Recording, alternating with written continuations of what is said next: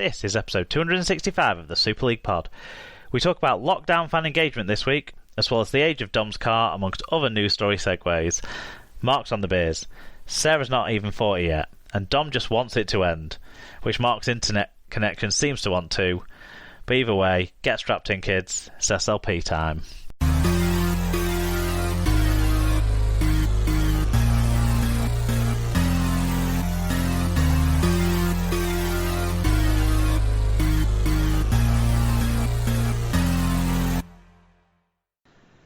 Hello listeners, welcome along to episode 265 of the Super League Pod, and I'm going to be as upfront with you, dear listeners, as I have been with Dom and Sarah, who are joining us on this episode. We'll get to those guys in a second. I had a very strong beer with my tea, and I'm on to my third. I didn't think you said you're on to your third. I missed that. Yeah, that wasn't mentioned in the initial pre-run. So I don't know how we're going to go on this week. So I'm snoring. But you've got myself, Mark, regular host, along with me, regular host Sarah as well. Sarah, welcome back. Hello. You enjoy your week off last week? A bit of a spell whilst... you've done every show. It was about time, wasn't it? Yeah, do you know something? I just didn't want to talk. I think that's fair enough. I'd had my first socially gathered garden party as well on Monday. Well, you were socialed out then. I really was, yeah. Good stuff.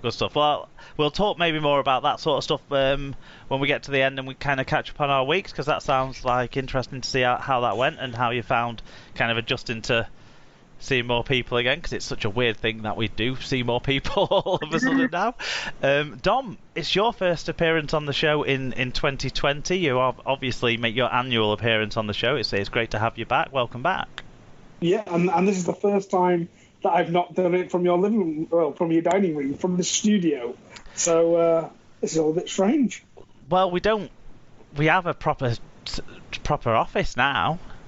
And everything. Yeah. We have a branded room in the house. SLP towers. Exactly. Yeah. So it is a shame that you couldn't be the first person to record in person from the new studio, as it were. But it's great to have you on the show either way. And we will get to a little shout out for yourself as well in a short while. But Sarah, do you want to tell us about who sponsors this episode of the Super League Pod first of all? Yep, so this episode is sponsored by Rob's Toy Shop, where you can find a wide range of toys, gifts, rugby league birthday cards and more. If you visit stores.ebay.co.uk/Rob's Toy Shop, and on any orders over £5, you can earn 5% cash back, and also 1% of your order will go into the SLP coffers by putting SLP discount at checkout. Yeah, that's SLP discount at checkout, so please do support Rob's Toy Shop. Thanks for that, Sarah. Now, something else we should support, Sarah, obviously, is rundom.run. And Dom, it's your last year of running. So every year you come on, we talk about your charity endeavours and your running and all the silly costumes you wear. So this is your last year of running. So let's talk about, why it's your last year of running and what you're going to do to make sure that you get all that you can out of your last year of running. Well, I think I've been quite clear from the start. Every time I've spoken about this, I hate it. Like, every person that I speak to that's a runner was like, you'll love it, you'll get that runner's high. And it's like, I'm 5 years in now. If I don't like it now, I won't. So the fact is that we've raised a boatload of money for the charity. All in all, including all the other stuff, we've raised over 40 grand, which is amazing. But I was like, every year I try and top what I did last year.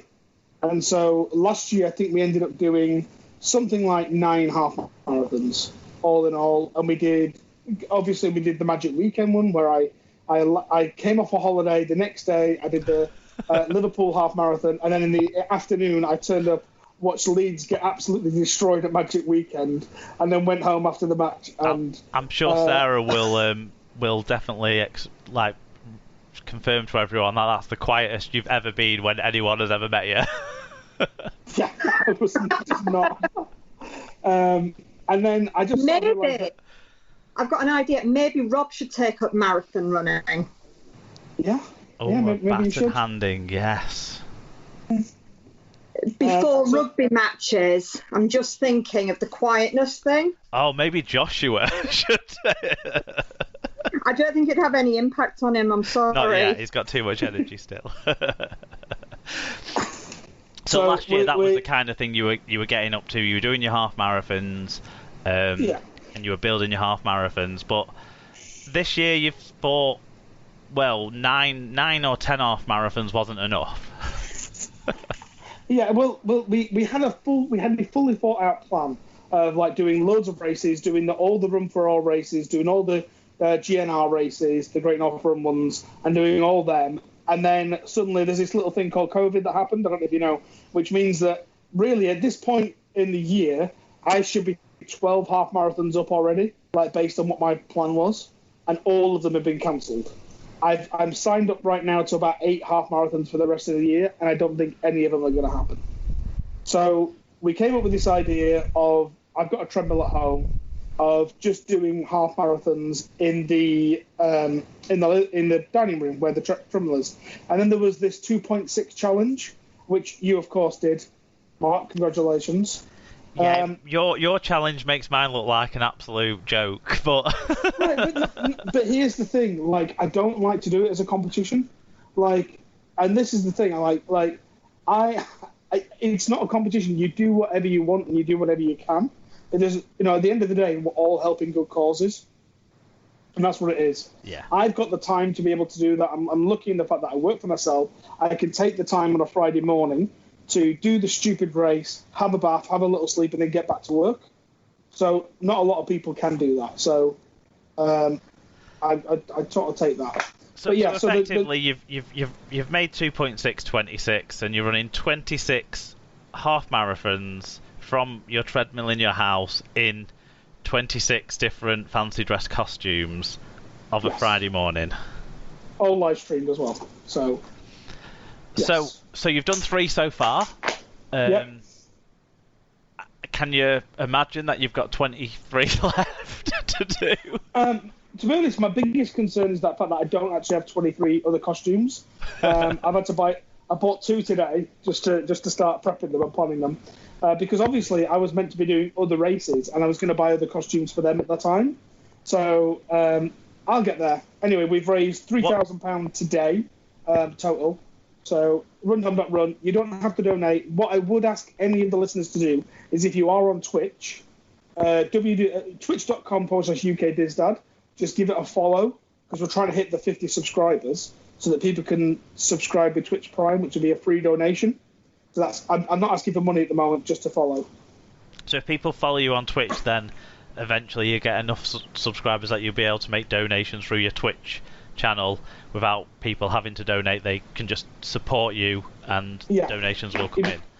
If you've got Amazon Prime, you can subscribe to your channel every month for free, and the money and Amazon Pay.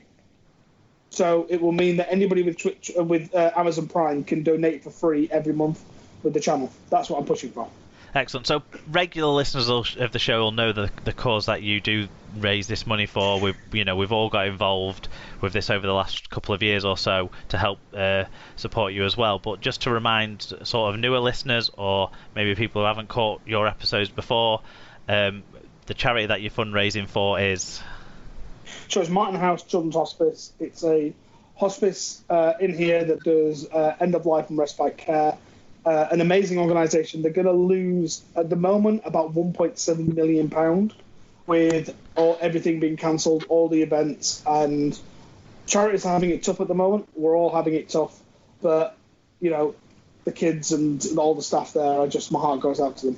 So, anyway, that's enough for me. Let's talk about some rugby, because I don't want to start the show on a downer. It's not. No, I don't think it is a downer. I think it's, what the charity deals with is a reality of, of human existence, and the fact 100%. That it's there to support young people and their families through the terminal illnesses and stuff like that is a positive thing, because these illnesses do happen, sadly. So, I think it's a positive rather than a negative, and I think everyone's impressed as well with all the running that you're doing and all the costumes that you're wearing. I do feel like at some point Leeds have to let you run in Ronnie the Rhino, given that this is your last year. So we need to make that happen. No, I don't want to. And number one, I don't think I'd fit in Ronnie the Rhino. I've seen the costume. It's just a head. The rest of the costume doesn't matter. Just put the head on and run in the head. No, you can't just run in the head. There's legs and arms. You can't be a deformed Ronnie the Rhino. Martin House have already been like, we've got a Marty Bear costume, and I'm like, I'm not doing a half marathon in a Marty Bear costume. That thing is hot and heavy. But, well, there'll be some good costumes. I'm designing 2 or 3 at the moment for the end of the year, which will be good. So and then it all finishes with the Dopey? The Dopey Challenge, yeah. Is it called the Dopey? Is that just because anyone who does it must be dopey? That is genuine. Well, and Disney own the name Dopey. So, so the Dopey Challenge is a 5K on the Thursday, a 10K on the Friday, a half marathon on the Saturday, and a full marathon on the Sunday. And I'll be doing that in January. Training's already started, sort of, which is sort of what this is. Now, the issue is the half marathons are fine, but what I need to get in my head is I'm going to be doing a half marathon, and then the next day I need to get up and do a full marathon. I think so the next day you're just going to be walking around Disney in a costume for a long time. Well, the thing is, the races, so the last bus to get to the race start line when you're at Disney is at 3:30 in the morning, because the races start between 4 and 5 a.m. So if you think that a half marathon takes 3 hours, you are actually back in your hotel before the parks open, and then you've got a full day. So I'm used to actually getting back to the hotel and then having a full day in the park. And when we take my granddad, obviously then I push him around in the wheelchair. But that's a little bit different to then doing a full marathon the next day. Yeah. Well, everyone's going to follow along with your training. It's at rundom.run is where you can go and check out what's going on. And if you can donate, do donate. And basically, across all your social media channels, if you search for UK Diz Dad, you'll with a S, not a Z, even if I pronounced it with a Z, UK Diz Dad, then you'll find all of Dom's stuff on there as well, won't they, Dom?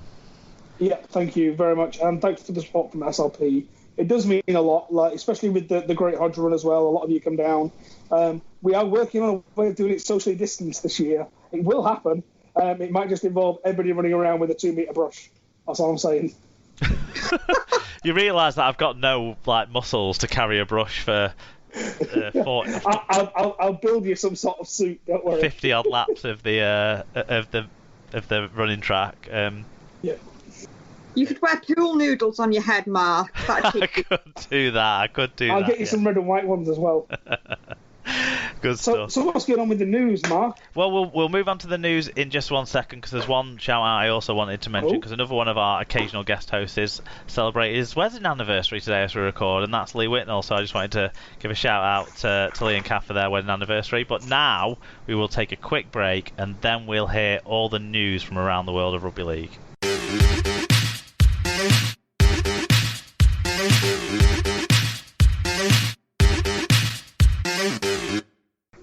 So in news this week, Salford Red Devils have signed hooker Andy Ackers from fellow Super League side Toronto Wolfpack.